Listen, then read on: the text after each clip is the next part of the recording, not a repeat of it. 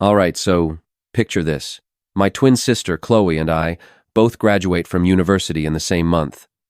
On the surface, it's the perfect family photo op moment, right? But underneath that shiny surface, there was this massive, glaring difference. My parents had paid for every single penny of her education. Every book, every fee, every late-night pizza. Me? Years earlier, they sat me down and, with this unnerving calmness, just laid it out. She's earned it, Alex. You'll find your own way. Just like that. It wasn't a discussion. It was a door slamming shut in my face. Fast forward to graduation day. Of course, they came. They sat there in the stands, decked out in university colors, their faces beaming with this radiant, almost convincing parental pride. And for a moment, I think they almost believed it themselves. Right up until the announcer's voice boomed over the speakers. Alexander Sterling, Bachelor of Science in Economics, magna cum laude. I swear you could have heard a pin drop in our family section. As I walked across that stage, the big, shiny gold honors stole draped over my gown, catching the light. I made sure to look right at them. And I watched those perfect, proud smiles not just fade, but completely shatter. Their jaws literally dropped. The look on their faces wasn't pride. It was a kind of slack-jawed confusion, like they were seeing a ghost. And you know what? In a way they were. They were seeing the ghost of the son they had completely and totally written off years ago. This whole saga, this final, decisive chapter, really only wrapped up last month. But the story itself, it's been building for the last 12 years. I've been a lurker on forums like this for a long time now. I've read your stories, and honestly, there's a strange sort of comfort in knowing you're not the only one out there with a family that seems to operate on a different planet. But now I think I'm finally ready to tell my own story. And I'll warn you, it's a long one. So settle in. Some of the people who've heard parts of it have called me heartless, cold, even a monster. But I have a feeling that you, of all people, will get it. I think you'll understand precisely why I made the choices I made. So, first, let me give you the lay of the land, so you really understand the world we were living in. My name's Alex. I'm 29. I have a fraternal twin sister, Chloe. She beat me into the world by a whopping 4 minutes, and in the grand, unwritten mythology of our family, those 4 minutes might as well have been 4 centuries.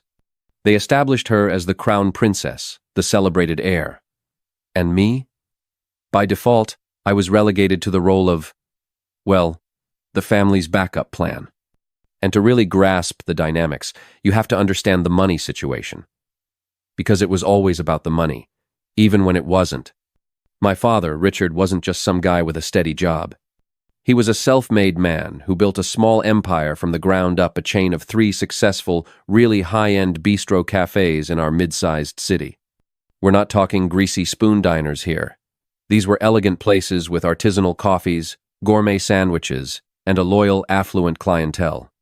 My dad was a respected figure in the local business community. A somebody. On top of that, when we were in grade school, my mother, Susan, received a massive inheritance from her parents when they passed away. After all the taxes and estate fees, she was left with an amount somewhere close to $500,000. Cold, hard cash. So, let me be crystal clear. We weren't billionaires, but we were comfortably, indisputably upper middle class. We lived in a sprawling 4-bedroom house in a manicured, gated community. Our summers weren't spent at the local lake. They were spent on meticulously planned vacations to Tuscany, the Swiss Alps, or the south of France. My parents drove new luxury sedans, a new one appearing in the driveway like clockwork every 3 years. The financial resources to support both of us, equally and generously, were undeniably there. They just chose not to. From the absolute earliest I can remember, Chloe got everything first, and everything better. It was just the law of our household. I vividly remember the Christmas the new Nintendo console was released. It was the must-have item, sold out everywhere. My parents, through some feat of parental magic or sheer force of will, had one under the tree for Chloe on Christmas morning. Her interest in it lasted about a week. She barely played any games.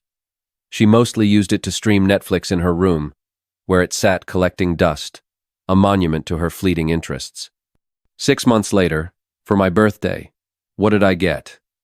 That exact same console. Used. Obviously. With a controller that had that permanent, sticky residue you can never quite clean off, and a faint layer of dust that smelled like her room. When Chloe was 11, she decided, out of the blue, that she had a deep and abiding passion for equestrianism. Did my parents sign her up for a few lessons at the local stable to see if she'd stick with it? Of course not. She was immediately enrolled at the prestigious Oakwood Equestrian Academy, a place with sprawling green fields and the faint, expensive scent of leather, hay, and money. Her private lessons were $150 an hour. She was outfitted with custom-made riding boots and a helmet that cost more than my entire wardrobe combined. That same year, I discovered a genuine passion for robotics. I found a local club, run by a retired engineer out of a dusty room in the back of a community center. The fee for the entire year, including all materials, parts, and competition entry fees, was $300. When I asked my parents, you would have thought I'd asked for a trip to the moon. I was sat down at the kitchen table and given a stern lecture on fiscal responsibility, on the importance of budgeting. I was told that we would have to carefully evaluate our finances after Chloe's equestrian expenses were accounted for. I'm not even kidding. They made me build a PowerPoint presentation to justify the expense. A 12-year-old had to create a business proposal to join a $300 robotics club. But here's the thing I need you to understand.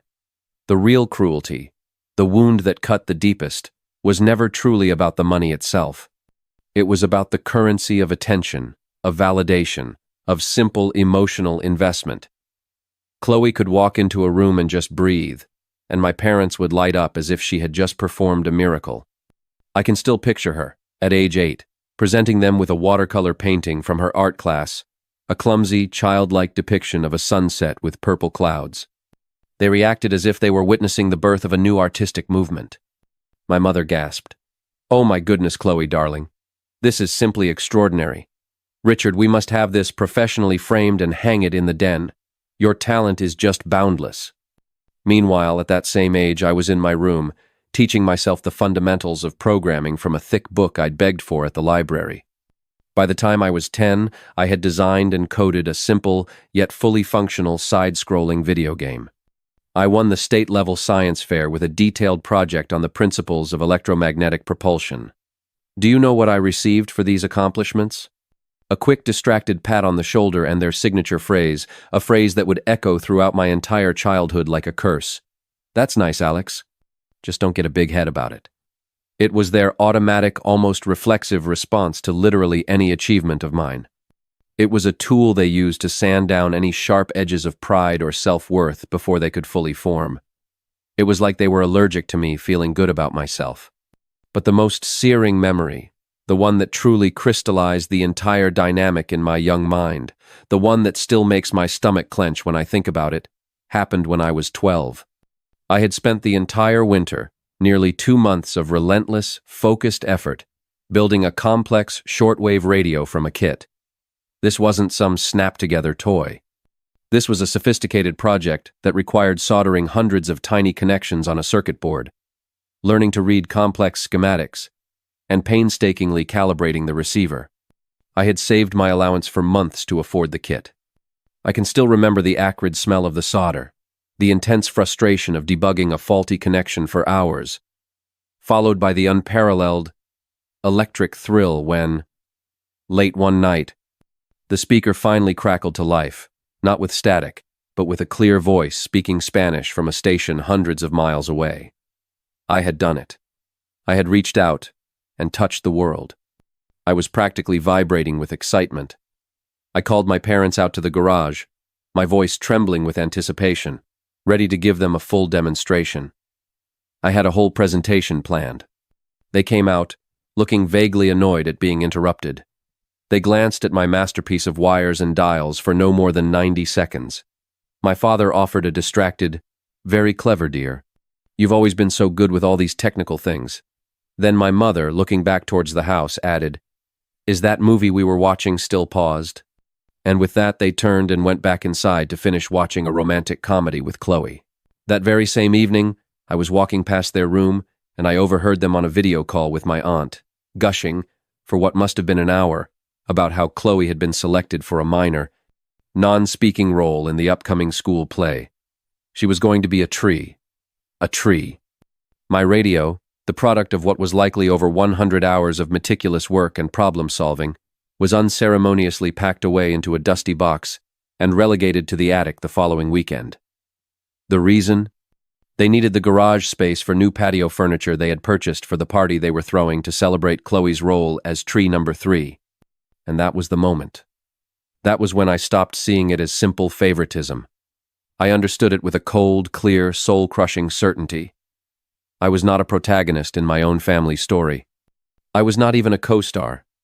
I was a supporting character, a background extra, whose primary function was to make the star, Chloe, shine all the brighter by comparison. Middle and high school just turned up the volume on this reality. It became so glaringly obvious that it wasn't just in my head anymore. Our teachers, our neighbors, even our extended family members, began to make these awkward, uncomfortable comments about the stark difference in our treatment. Chloe coasted through her teenage years as the quintessential popular girl. She was conventionally attractive, socially confident, but academically, she was profoundly indifferent. Her world revolved around makeup tutorials, celebrity gossip, and the endless, pointless drama of social media. School was just the building she had to be in between social events. Yet, my parents celebrated every microscopic achievement of hers as if she had just won a Nobel Prize. When she was named lead in the school play her junior year, an achievement secured only after they funded months of expensive private acting lessons. They threw a lavish cast party at our home, complete with catered food and decorations that must have cost a fortune. That same year, I won the state science fair for the second time and was accepted into a highly competitive, all-expenses-paid summer research program at a major university. What was my reward? A firm handshake from my father and a $25 gift card to a chain bookstore. Whoopee. The financial disparity became a running joke among my friends. For Chloe's 17th birthday, they leased her a brand new Audi A3, gleaming white, straight from the showroom floor. The new car smell was intoxicating. A $42,000 vehicle for a teenager who treated her schoolwork as a mild inconvenience and had never demonstrated an ounce of real responsibility in her life. For my 17th birthday, I was gifted a 10-year-old Ford Focus with 160,000 miles on it. It was a car a friend of my father's was trying to get rid of because it needed over $2,000 in repairs.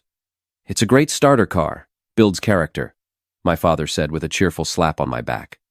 Yeah, the character that car built was the character of a guy who got very, very good at waiting for a tow truck on the side of a dark road.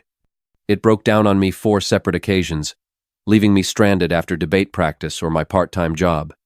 And each time, my parents would sigh with this theatrical exasperation and complain about the towing bill, as if my unreliable transportation was somehow a deep moral failing on my part.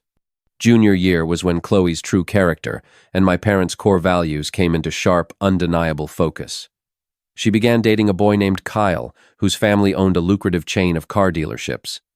Kyle was the personification of unearned arrogance, a guy who threw money around like it was confetti to prove he had it. And my parents were utterly captivated. They were starstruck. "Chloe has such wonderful instincts for people," my mother would say with genuine admiration in her voice.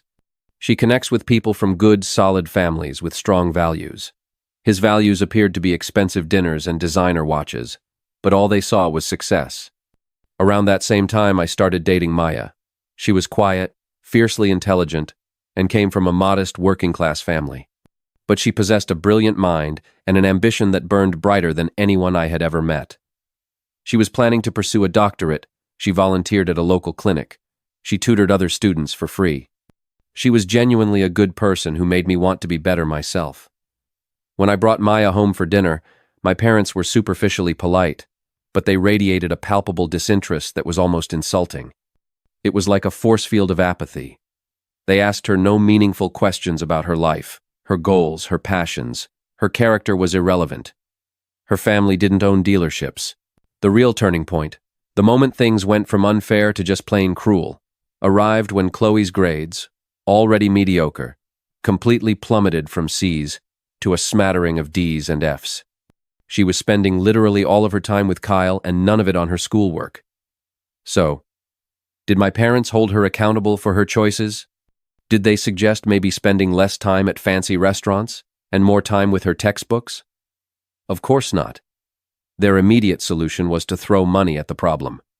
They hired her a private tutor at $90 an hour. When that tutor quit in frustration after a month, citing Chloe's complete lack of effort and constant cancellations, they just hired a second one. Meanwhile, I was drowning. I was juggling 5 advanced placement courses.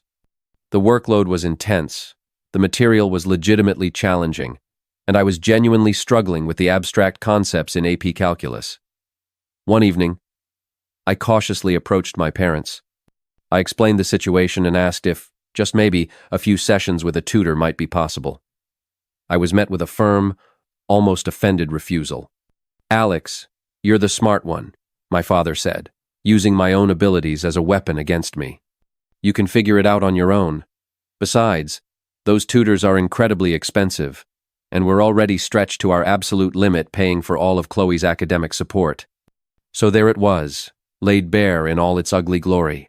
My sister received unlimited, expensive support for classes she was actively choosing to fail, while I was expected to master college-level material entirely on my own, because my education simply wasn't a worthy line item in their budget. Somehow, Chloe managed to graduate with a GPA of 2.3. She was accepted to the University of Miami, a modern-day miracle that was almost certainly facilitated by a substantial 5-figure donation my parents made to the university's arts program right around the same time her application was being reviewed. I graduated as the class salutatorian with a 4.0 GPA, scored in the 99th percentile on my standardized tests, and received early acceptance letters from several top-tier universities, including Duke, which offered me a significant merit-based scholarship. You can probably guess whose graduation party was a catered affair in our backyard and whose was a small family dinner at a chain restaurant next to the highway. Which brings us to the moment of reckoning, the college financing discussion. Except, it wasn't a discussion at all. It was a verdict. We were summoned to my father's home office, that room with the mahogany bookshelves and the big leather chairs. They sat behind his large desk like a parole board, all official and businesslike. They began by laying out Chloe's bright and shiny future. They told her in no uncertain terms not to worry about a single financial aspect of her education. They would cover her full tuition, her premium on-campus housing, her meal plan, her sorority dues if she decided to join one, any study abroad programs that caught her fancy, spring break trips with her friends, a reliable car, and, to top it all off, a generous monthly allowance for what they termed personal and social expenses. They wanted her to have, and I quote, the complete, stress-free college journey. Then they swiveled their attention to me, and their entire demeanor, their entire energy, shifted. They went from indulgent benefactors to stern financial advisors in the blink of an eye. "Alex," my father began, his voice taking on a serious tone, "with your scholarship to Duke and your natural abilities, we think you should view this as a powerful opportunity for self-reliance. It will be a character-building experience. Perhaps you could consider living in a cheaper off-campus apartment to save on room and board, or even looking into a work-study program." I just stared at them. My mind was struggling to process the sheer, unmitigated audacity of what they were saying. "Are you being serious right now?" I finally managed to whisper. "What do you mean, honey?" my mother asked, her face a perfect mask of bewildered innocence that made me want to scream. "You are preparing to spend a fortune on what amounts to a fully funded 4-year vacation for Chloe at the University of Miami, and you are telling me to get a job to help pay my way through Duke?" My father cleared his throat, shuffling some papers around on his desk for effect. "Son, the reality of the situation is that Chloe needs our financial support more than you do. You've always been the independent one, the self-starter." My voice was cold and steady. All the emotion had drained out of it. "What is her annual budget?" They exchanged that uncomfortable glance, that silent parental communication that happens when they know they are revealing a truth they'd rather keep hidden. Finally, my father mumbled, looking at his desk and not at me, approximately $65,000 per year. Over 4 years, that was $260,000. More than $250,000 invested in my sister's social education. "And my budget?" I pressed, though I already knew the answer would be insulting. Well, as we said, your scholarship covers most of the tuition. My mother chirped, as if this were a point in their favor. We feel we could probably contribute about $5,000 a year toward your other expenses, if you find you absolutely need it. 5,000 versus 65,000. That night, lying in my bed, staring at the ceiling, the full weight of their decision settled upon me. But it wasn't just anger. The anger was there, of course, hot and sharp. But underneath it was something else, something colder and harder. It was clarity. I made a vow to myself in the darkness of that room. If they wanted to invest everything in her and leave me with nothing, then that was their choice. But I would show them. I would build a life, a career, a future so successful that it would cast a shadow over their entire misguided investment. And one day they would be forced to look at what they had nurtured and what they had discarded, and they would finally understand the true catastrophic cost of their choice. So, my years at Duke were a relentless, brutal grind. The university was prohibitively expensive, even with my scholarship. To cover the massive gap, I took out over $30,000 per year in student loans. I worked 30 hours a week, a grueling job doing IT support for the university's administrative offices, helping professors who couldn't figure out how to open a PDF. On top of that, I took on freelance web design projects that kept me up until the early hours of the morning, my eyes burning from staring at a screen. My daily routine was punishing. Classes from 8 a.m. to 4 p.m. My work-study job, from 5 p.m. to 11 p.m., followed by studying and freelance homework until 2 or 3 in the morning. I lived on cheap coffee, instant noodles, and peanut butter sandwiches.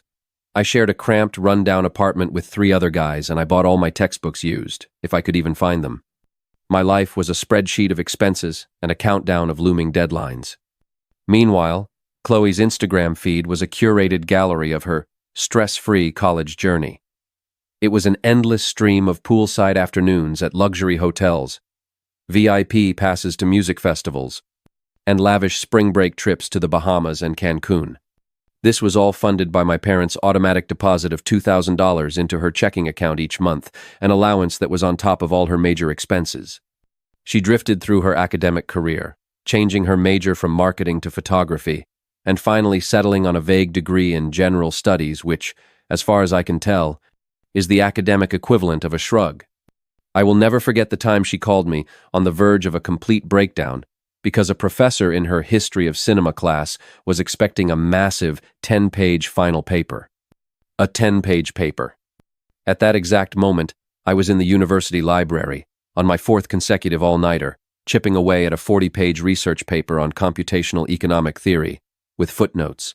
The irony was so thick I felt like I was choking on it. During her junior year, Chloe's social climbing reached its apex.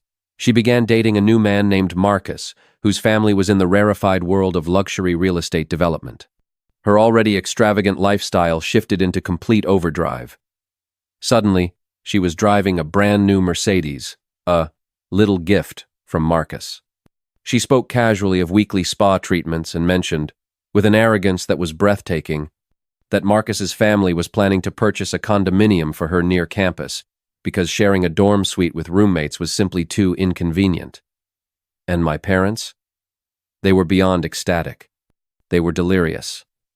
She has such impeccable judgment when it comes to people.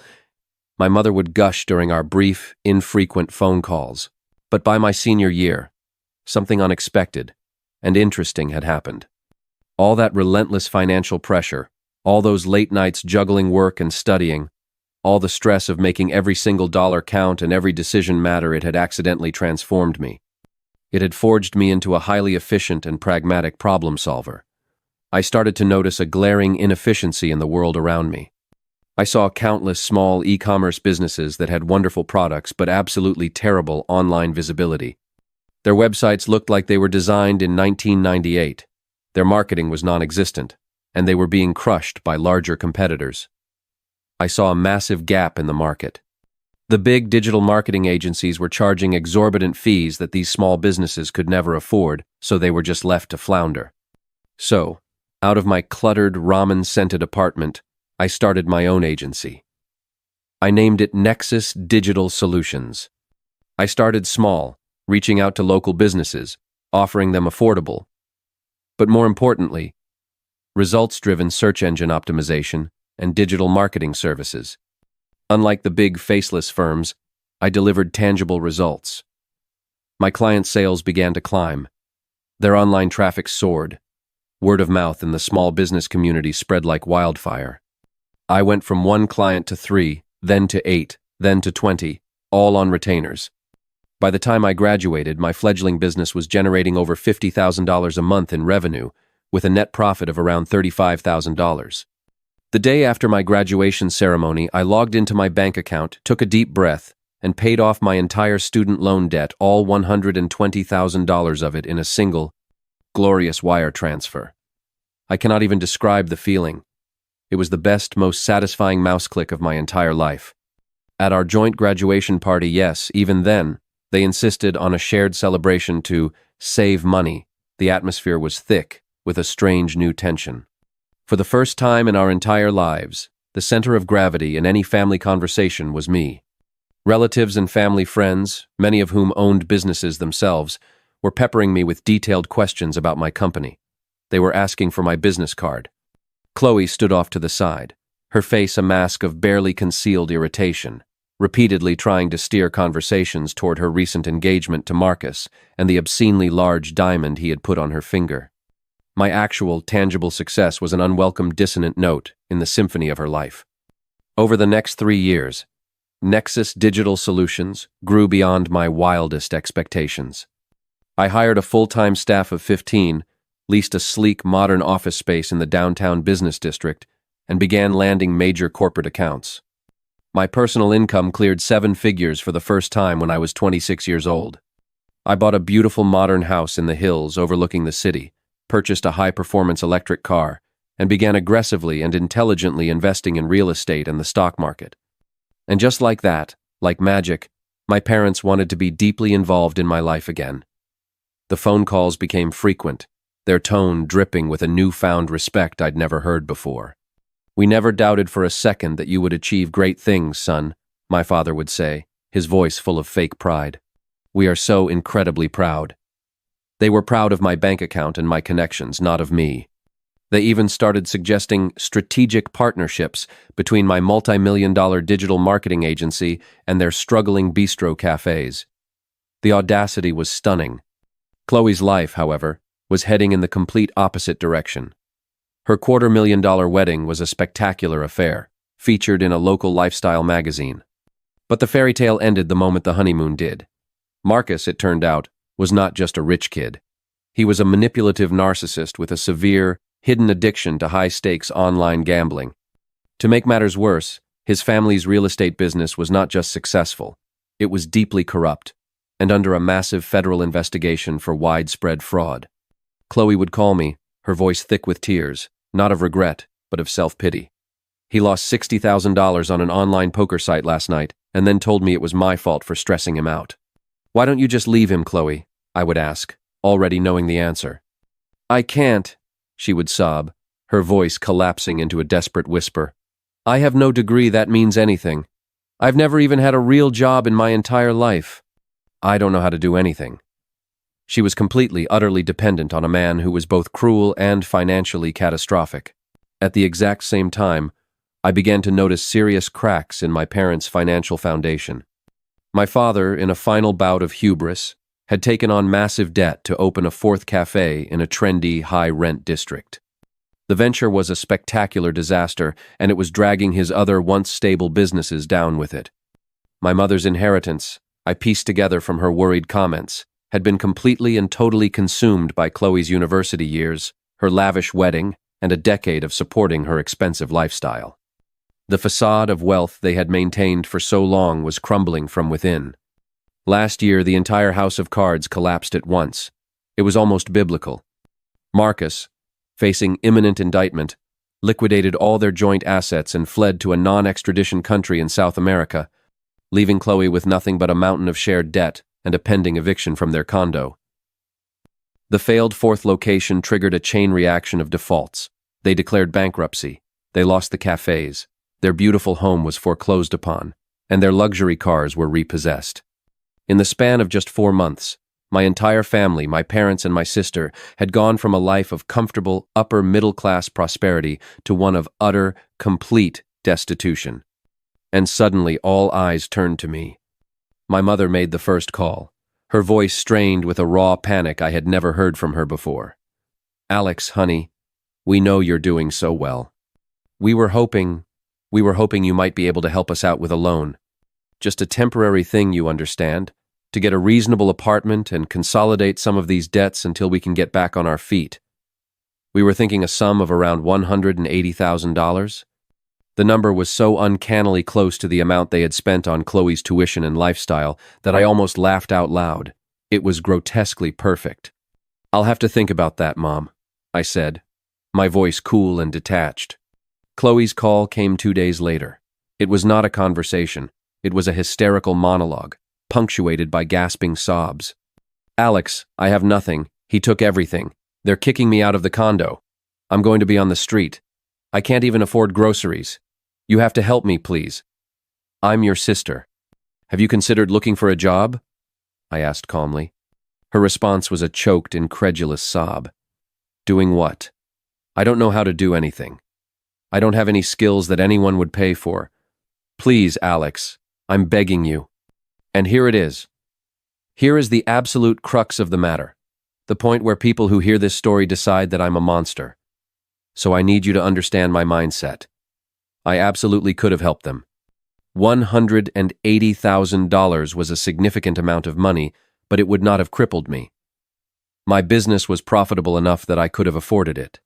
I could have set them up in a decent apartment, helped Chloe learn some basic job skills, gotten them back on their feet financially, and probably felt good about myself for being the bigger person, for helping my family in their time of desperate need.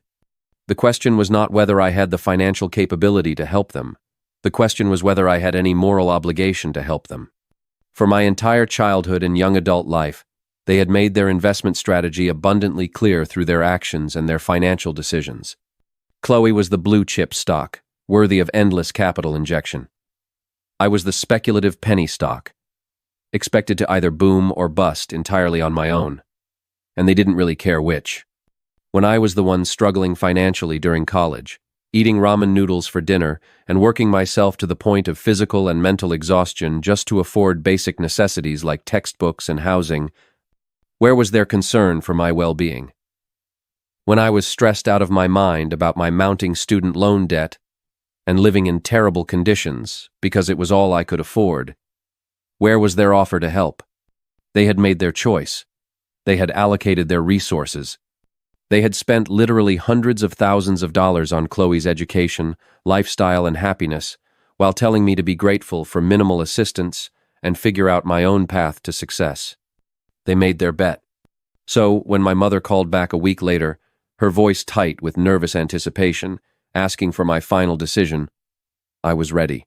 "You know, Mom," I began, my voice even and calm. "You and Dad were absolutely right all those years ago. I am resourceful and capable enough to figure things out on my own. And I've figured out that I don't owe you, or Dad, or Chloe, anything at all." The silence on the other end of the line was the most profound, most absolute sound I have ever heard. Finally, she stammered, her voice a weak whisper. "But Alex, we're your family. We made mistakes, we know that, but we love you." "Family?" I replied, and the word tasted like ash in my mouth. Where was that sense of family when you were writing tuition checks for over $200,000 for Chloe while telling me to take out massive student loans? You made your investment. Now you get to live with the consequences of that choice. This is the return. I ended the call. My father tried a few days later. His approach was different. He tried to appeal to a sense of shared, masculine responsibility. "Son, I know we haven't always made the best parenting decisions. We're drowning here. Your mother is working as a cashier at a department store for $12 an hour. I'm working as a handyman for a property management company. We're living in a tiny apartment in a rough part of town.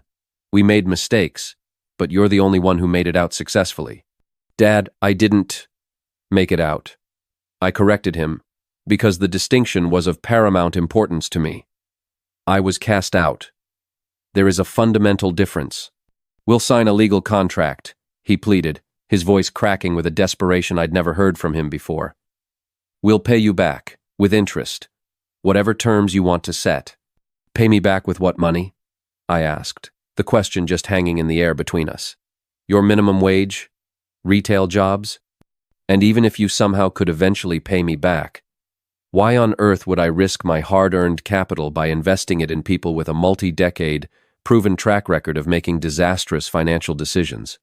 Chloe was the last to try. Her approach was one of feigned humility that was almost comical. I'll work for your company, Alex. I'll start at entry level. I'll be your assistant. I'll fetch coffee. I'll answer phones. I'll learn everything from the ground up. I'll be the most dedicated employee you've ever had. I promise. Chloe, I said, my patience finally completely gone. You have had 29 years to develop a work ethic, to acquire a skill, to learn the value of a day's labor. You chose a different path. You chose a career in being a professional princess. My company is a meritocracy, not a rehabilitation center for the willfully unemployable. That was the last meaningful conversation I had with any of them. That was 8 months ago. From what I hear through the grapevine of mutual acquaintances, my parents are still living in that cramped 2-bedroom apartment in one of the less safe parts of town. My father's health is reportedly declining under the physical strain of his new job. My mother continues to work retail, her face etched with a permanent exhaustion I recognize from my own reflection during my college years. And Chloe. Chloe finally did manage to find employment. She is working as a waitress at a chain family restaurant. I am told she struggles significantly with the work, that she can barely carry the heavy trays, and that she absolutely despises every single moment of having to earn her own living. They made a long-term, all-in investment in one child, and they expected the other to fend for himself. He did. And now, they are all living with the consequences of their portfolio. The return on their investment has finally come due.